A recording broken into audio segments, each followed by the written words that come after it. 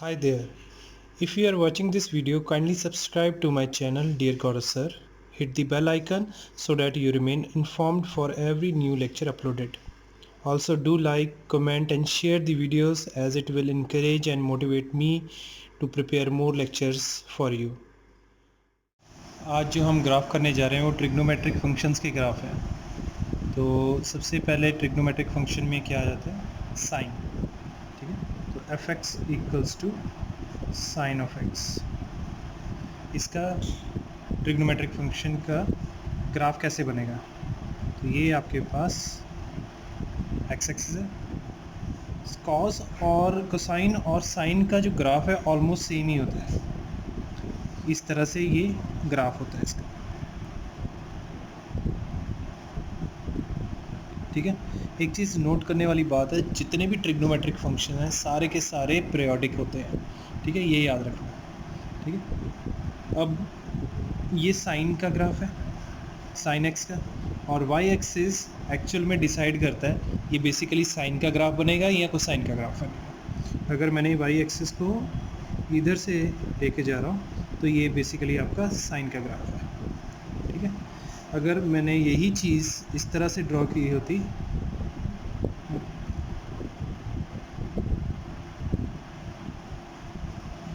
ठीक है, और वाई एक्सिस जो है वो यहाँ से अगर पास कर रहा होता है किसी भी पीक से, ठीक है, तो उसे हम ये जो है ये कोसाइन का आपके पास ग्राफ बन जाता है इस तरह से।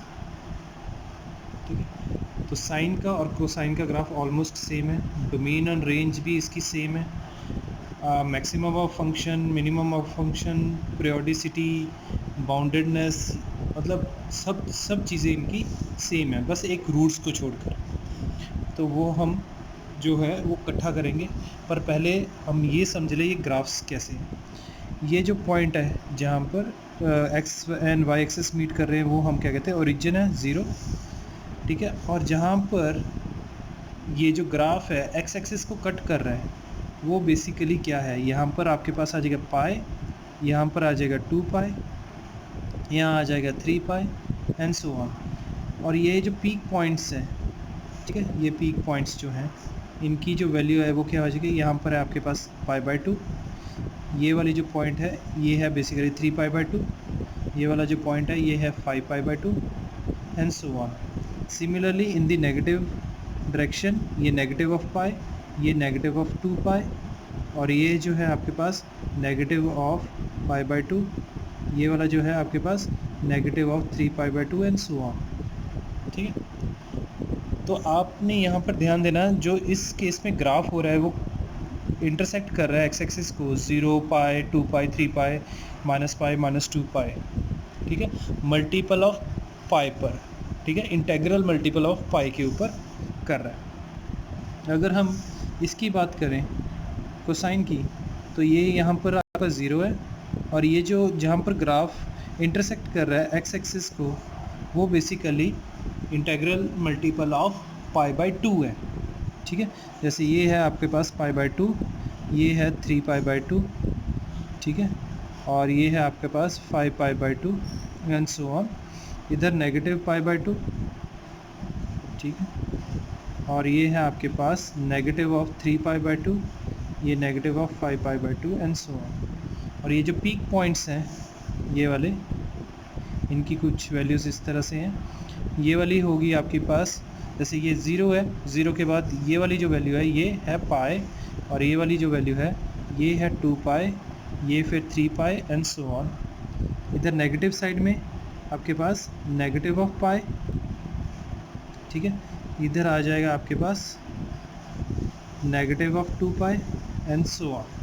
ठीक है, तो यही आपका एक डिफरेंस है साइन एक्स, साइन में और कोसाइन में। ठीक है, अब हम इन दोनों के डोमेन रेंज की बात कर लेते हैं। जैसे अगर दोनों की बात कर रहा हूँ मैं, ठीक है, क्योंकि इन दोनों में डोमेन रेंज जो है वो सेम ही है। ठीक है, in fact maximum of function, minimum function, ये सारी चीज़ें सेम है। तो डोमेन क्या है और function is all real values. Range of function क्या है, देखो ध्यान से। ठीक है, ये जो ऊपरली मैक्सिमम वैल्यू है ये है +1, और ये वाली जो वैल्यू है ये है नेगेटिव ऑफ 1। सिमिलरली इधर भी आपके पास जो ये मिनिमम वैल्यू है नेगेटिव 1, ये मैक्सिमम वैल्यू क्या है पॉजिटिव 1। तो रेंज आपका क्या हुआ है -1 to 1 क्लोज्ड इंटरवल इसके साथ, ठीक है। अच्छा, रेंज के साथ ही हमारे पास एफ मिनिमम और एफ मैक्सिमम आ जाएगा, ठीक है। That is equal to negative of 1, f maximum is equal to positive 1, ठीक है। अच्छा, बाउंडेड है, यस इट इज़ बाउंडेड, ठीक है। Lower bound at -1 and upper bound at +1 and is taken by the function, ठीक है, इस तरह से। अच्छा, और क्या चीज़ हो सकती है? असिम्पटोट की अगर बात करें, देयर इज़ नो असिम्पटोट,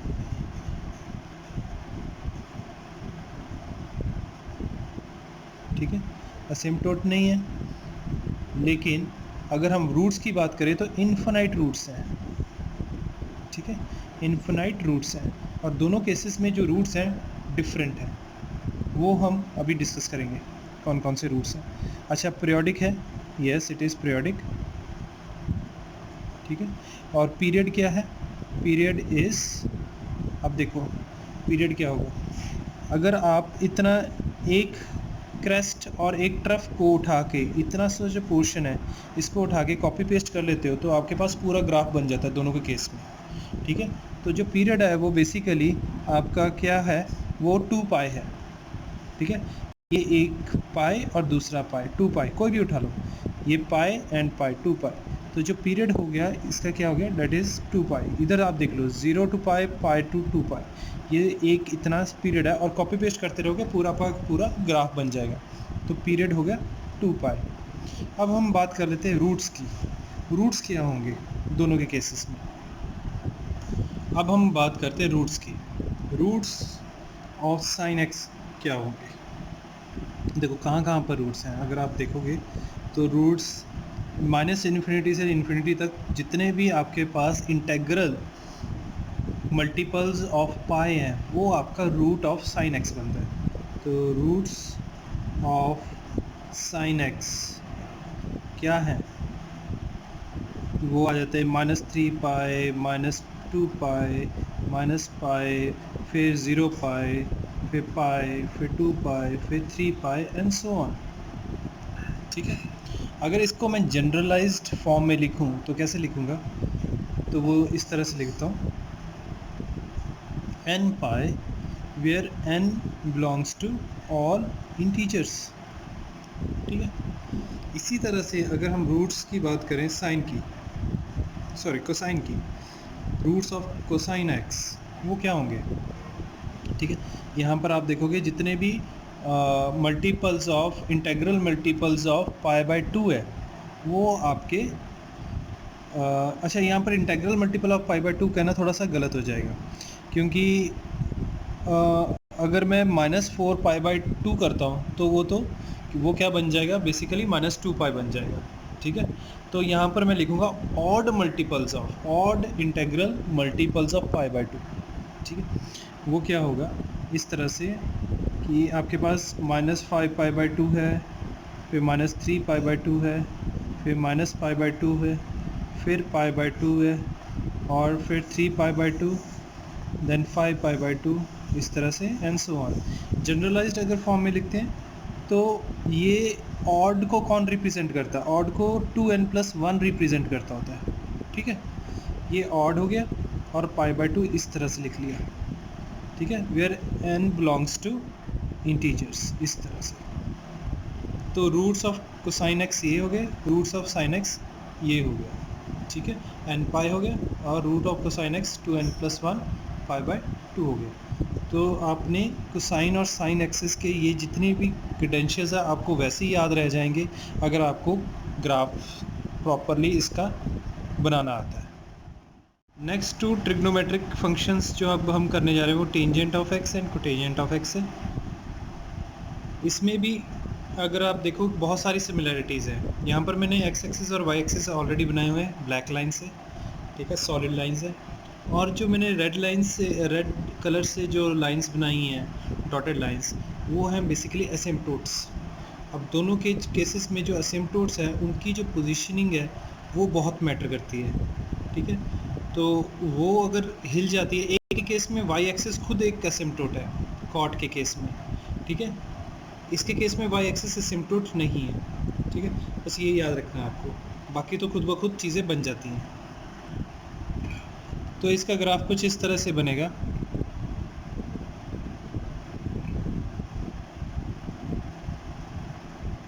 पास कर रही है ओरिजिन से और ये नीचे को आ गया, ठीक है।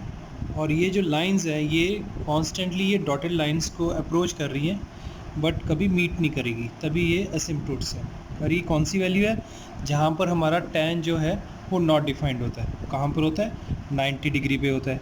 ये देखो, ये π/2 हो गया, ये आपका 0 हो गया, ये नेगेटिव ऑफ π/2 हो गया, ठीक है। अब तो एक बारी हमें ये चीज़ पता चल जाए तो ये जानना बिल्कुल आसान है कि ये वाली वैल्यू क्या होगी, पाई होगी, और उसके बाद वाली जो वैल्यू होगी वो क्या होगी, 3π/2। इसी तरह से ये वाली जो वैल्यू है ये हो जाएगी आपकी नेगेटिव ऑफ पाई, और ये वाली हो जाएगी नेगेटिव ऑफ 3π/2। और ये भी आपका एक पीरियोडिक फंक्शन है, तो ये चीज़ उठाकर आप कॉपी पेस्ट हर एक जगह कर दोगे तो आपके पास पूरा का पूरा tan x का ग्राफ आ जाएगा। तो ये कुछ इस तरह से बन जाएंगे, ये इसमें से पास करके ऐसे जाएगा,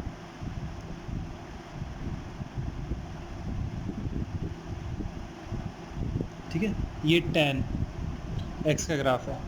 अभी देखने में cot x का ग्राफ भी बिल्कुल सेम है, ठीक है, बस उसकी जो पोजीशनिंग है वो थोड़ी सी डिफरेंट है, ठीक। तो अगर मैं यहाँ से, क्योंकि यहाँ पर y एक्सिस खुद एक एसिम्पटोट है cot x के केस में, क्योंकि cot 0 नॉट डिफाइंड होता है, तो यहाँ पर आपके पास यहाँ से पास होकर इधर को जाएगा, ठीक है, और इधर से इस तरह से।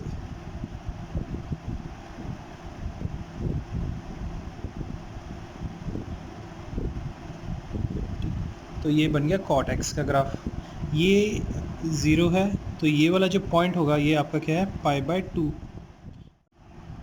अगर tan π/2 आपका नॉट डिफाइंड है ना, कभी मिलेगी नहीं, तो cot π/2 आपका क्या है, 0 है इधर। तो ये आपको पता होना चाहिए। तो यहाँ पर ये वाला जो पॉइंट है ये क्या है, पाई हो जाएगा, ये वाला पॉइंट आपके पास 3π/2 हो जाएगा, and this point will be 2π। Similarly negative के केस में आपके पास आ गया -π/2, -π, -3π/2, -2π। यहाँ पर देखो आपके जहाँ पर भी इंटीग्रल मल्टीपल्स ऑफ पाई हैं वहाँ पर आपका ग्राफ जो है एक्स एक्सिस को इंटरसेक्ट कर रहा है, तो रूट्स भी वही होंगे, जो साइन वाले थे वही रूट्स इसके बन जाएंगे, ठीक है। तो अगर आपको देखना है कि भाई रूट्स कॉट के क्या हैं, तो वहाँ पर देखो, तो π/2 है, तो ऑड इंटीग्रल मल्टीपल्स ऑफ π/2 आपके इस केस में रूट्स होंगे, जैसे कॉस में थे, ठीक है। तो इसमें ये थोड़ी सी सिमिलैरिटी आ जाती है, साइन x और tan x में रूट्स की सिमिलैरिटी आ रही है, और cot x और कोसाइन x में भी आपकी जो रूट की जो सिमिलैरिटी दिखाई देगी। अब अगर मैं बात करूं डोमेन ऑफ द फंक्शन की, ठीक है, डोमेन क्या हो गया, अब सोचिए, देखो डोमेन सारी रियल वैल्यूज़ हैं, पर जहाँ पर ये हमारे पास असिम्पटोट वाली लाइन है वहाँ पर डोमेन मतलब एक्स एक्सिस के ऊपर कोई प्रोजेक्शन नहीं आ रही। तो ये जो जहाँ पर असिम्पटोट्स बने हुए हैं बेसिकली क्या चीज़ है, ये ऑड मल्टीपल्स ऑफ π/2 है, ऑड इंटेग्रल मल्टीपल्स ऑफ π/2 है। तो ऑल रियल वैल्यूज़ तो आएगा ही आएगा, बट माइनस क्या करेंगे इसमें से हम 2n+1 ऑड मल्टीपल ऑफ π/2, ठीक है, where n belongs to, n किसको बिलोंग करता है, इंटेग्रल वैल्यूज़, सारे इंटीजर्स को बिलोंग कर रहे हैं। और अगर हम y एक्सिस की बात करें, y एक्सिस के ऊपर सारी की प्रोजेक्शन आ रही है, तो रेंज जो हो गया फंक्शन का वो क्या हो जाएगा, that belongs to all real values, इस तरह से। तो रेंज से ही हमारे पास एफ़ मिनिमम की अगर बात करें या एफ़ मैक्सिमम की बात करें तो वो क्या हो गया, that do not exist, exist ही नहीं करता, क्योंकि ना तो उसकी कोई लोअर वैल्यू है ना अपर वैल्यू। अब लोअर वैल्यू और अपर वैल्यू नहीं है, उसकी वजह से ये बाउंडेड भी नहीं है, ना लोअर बाउंड है और ना ही अपर बाउंड है, कुछ भी नहीं है। ठीक है, एसिम्पटोट्स की अगर बात करें तो बहुत है, कितने हैं, अनगिनत हैं, मतलब इन्फिनाइट एसिम्पटोट्स हैं। ठीक है, इन्फिनाइट है। तो ये जो डोमेन है, ये वाला जो डोमेन आ गया, ये बेसिकली आपका tan x का डोमेन आ गया। ठीक है, अगर मुझे cot x का डोमेन निकालना है तो क्या हो जाएगा, तो वो कुछ इस तरह से हो जाएगा। तो domain of the function will belong to, ठीक है, यहाँ पर भी देखो आपके पास क्या आ रहा है, ऑल रियल वैल्यूज़। ठीक है, यहाँ पर ऑल रियल वैल्यूज़ है, बट कहाँ कहाँ नहीं आ रहा है, जहाँ जहाँ आपके पास एसिम्पटोट्स बन रहे हैं। ठीक है, तो ऑल रियल वैल्यूज़ तो आ ही जाएगा, तो वो लिख देता हूँ मैं, ऑल रियल वैल्यूज़। ठीक है, माइनस क्या होगा, इसमें से 2 पाई माइनस हो जाएगा। ठीक है, सॉरी n पाई माइनस हो जाएगा, n पाई। ठीक है, n पाई क्यों, क्योंकि ऑल इंटेग्रल वैल्यूज़ ऑफ पाई पे आपका एसिम्पटोट बन रहा है, वहाँ पर प्रोजेक्शन नहीं आ रही ग्राफ की। ठीक है, एक्स एक्सिस के ऊपर, तो वेयर n बिलोंग्स टू, ठीक है, ऑल इंटीजर्स, इस तरह से। तो ये डोमेन ऑफ फंक्शन ये किसका बन गया, ये बेसिकली आपका बन गया cot x का डोमेन हो गया, और ये वाला जो डोमेन है ये आपका बन गया tan x का डोमेन बन गया। ठीक है, इस चीज़ को ध्यान रखना। tan x में जो एसिम्पटोट्स हैं वो हैं ऑड मल्टीपल ऑफ π/2 के ऊपर। ठीक है, तो उनकी सबकी जो इक्वेशन हो जाएगी वो कुछ इस तरह से है, x is equal to 2n+1, ये तो ऑड हो गया, ऑड नंबर मल्टीपल ऑफ π/2। ठीक है, where n belongs to all integers. ठीक है, ये एसिम्पटोट्स की बात हो गई। और अगर हम रूट्स की बात करें, ठीक है, रूट्स की अगर मैं बात करता हूँ, ये था आपका एसिम्पटोट, और रूट्स की बात करें तो कहाँ कहाँ इंटरसेक्ट कर रहा है, देखो रूट्स की अगर बात करें तो -π, 0, पाई, फिर आगे 2 पाई एंड सो ऑन। ठीक है, तो इंटेग्रल मल्टीपल ऑफ क्या हो गया, पाई हो गया, तो हम क्या लिखेंगे रूट्स के केस में, n पाई। ठीक है, where n belongs to all integers. अच्छा, दोनों के केस में पीरियोडिक भी है, एक चीज़ और है कि दोनों के केस में पीरियोडिक भी है, और पीरियड क्या है, किसको कॉपी करेंगे, यहाँ से लेके इतना ही कॉपी होके, तो 0 to पाई। ठीक है, पाई टू 2 पाई मैंने 2 पाई माइनस पाई कितना होगा, अगेन पाई, तो पीरियड इक्वल्स टू पाई, इस तरह से। अच्छा, अब आते हैं cot x की अगर बात करें, cot x में एसिम्पटोट्स क्या होंगे, वो होंगे आपके इंटेग्रल मल्टीपल ऑफ पाइस, मतलब x is equal to n pi, where n belongs to integers, ये हो गया। ठीक है, और अगर हम रूट्स की बात करें तो वो क्या है, odd integral multiples of π/2, odd integral multiples of π/2, ये ऑड हो गया और ये π/2 हो गया, n बिलोंग्स टू इंटीजर्स, इस तरह से। तो ये हमारे पास एसिम्पटोट्स और रूट्स की कहानी थी। अगर आप ध्यान से देखो तो जो tan का एसिम्पटोट है वो cot के रूट्स के साथ मेल खा रहा है, और cot का जो एसिम्पटोट है वो tan के रूट के साथ मेल खा रहा है। ठीक है, कंसेप्ट अगर आपको समझ लगे हैं, अगर आपको ग्राफ समझ लग गया तो आप कुछ भी निकाल सकते हो। ठीक है, ये सारे जितने भी पैरामीटर्स हैं वो निकालने ईजी हो जाएंगे। नेक्स्ट जो दो ट्रिग्नोमेट्रिक फंक्शंस हैं वो सीकेंट एक्स और कोसीकेंट एक्स है। ठीक है, यहाँ पर मैंने कुछ वर्टिकल लाइंस और कुछ हॉरिजॉन्टल लाइंस ड्रॉ की हैं। ठीक है, दोनों के केसेस में अगर आप देखोगे इसमें भी जो शेप है वो सेम है, थोड़ा सा ही फ़र्क है। एक फेज शिफ्ट आता है, ठीक है, जिनके साथ को लगा होता है इसका मतलब होता है कॉम्प्लीमेंट्री। जैसे कॉम्प्लीमेंट्री एंगल्स होते हैं, ऐसे ये कॉम्प्लीमेंट्री ट्रिग्नोमेट्रिक फंक्शंस है। सीकेंट का कॉम्प्लीमेंट्री फंक्शन क्या हो जाएगा, कोसीकेंट, ठीक है। इनमें एक 90 डिग्री का फेज शिफ्ट होता है, ठीक है। कॉम्प्लीमेंट्री एंगल्स वही होता है जिनका सम 90 डिग्री होता है। अब इसका ग्राफ समझते कैसे ड्रॉ करना है। ये दो हॉरिजॉन्टल लाइंस मैंने ड्रॉ की हैं। ये जो हॉरिजॉन्टल लाइंस हैं बेसिकली यहाँ पर 1 है और नीचे यहाँ पर -1 है। तो ये जो हॉरिजॉन्टल लाइन है इसकी जो इक्वेशन है that is equal to y equals to 1, इसकी इक्वेशन है वाई इज इक्वल टू -1। तो इन दोनों के बीच में ये ग्राफ नहीं आएगा, ठीक है, ऊपर ऊपर रहेंगे। और ये जो वर्टिकल लाइंस डाली हैं ये आपके असिम्पटोट्स हैं। यहाँ पर भी y is equal to 1 and this is y equals to -1, ठीक है। जो वर्टिकल लाइंस है आपके क्या है, असिम्पटोट्स हैं। तो थोड़ा सा इसको बना के दिखाता हूँ कि कैसे दिखेगा। ये कुछ इस तरह से नज़र आएगा,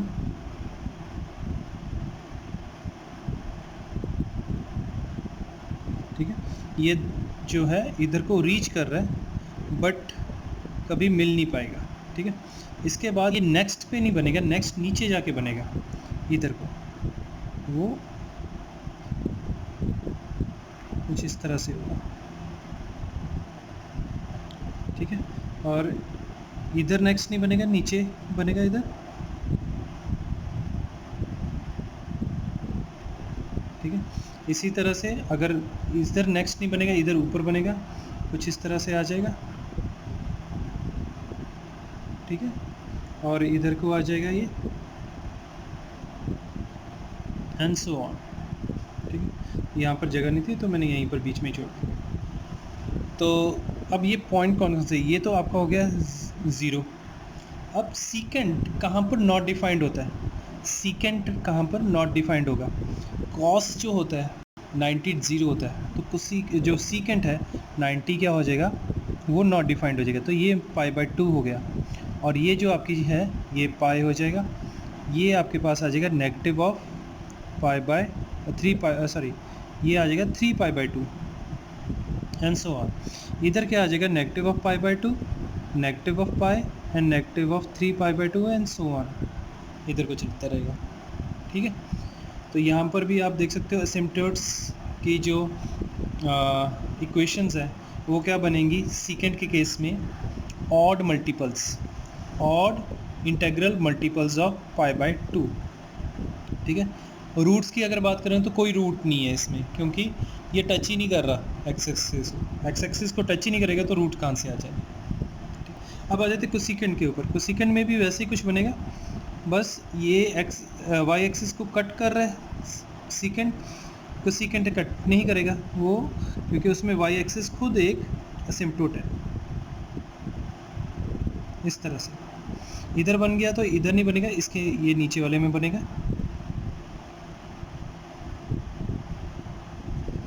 ठीक है। इसके साथ ये इधर फिर इधर आ जाएगा,